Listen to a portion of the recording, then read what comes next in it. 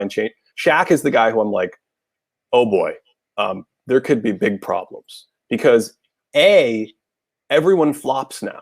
This is like a little thing. This you're watching this, all these Shaq videos, all these games where he's just dominating. And one day, Bill Walton goes, I think Brad Nessler might have, no, it was Mike Breen. Mike Breen might have been calling the game with him. And he says, like, Bill, what can teams do to stop Shaq? And he goes, besides flopping? and it hit me.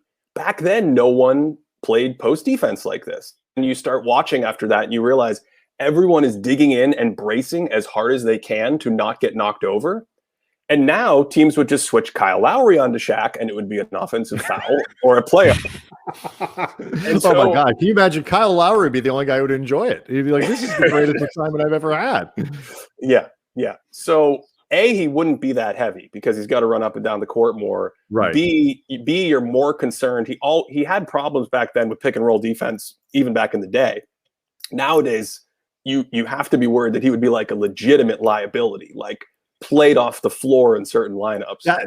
That's part of it. But the flip side of that is he would, how do you take bigs off the floor given that, at this point, like, if he was mobile and agile and all that, he would be unstoppable and was a pretty good passer out of the post to find the 3-point shooter and all that. So is the flip side of that argument, he would force other teams to compensate for his size and what he could do down low? It could be, depending on how they officiate him. I definitely think he would play closer to 300 pounds. He was like 300 pounds when he left LSU, just such a massive frame. And I think that, there could be something great still there, but it would look so different. And the way they officiate him would, think about it. How many teams are running offense through the post? Like Philadelphia? I mean, I'm intrigued by it, but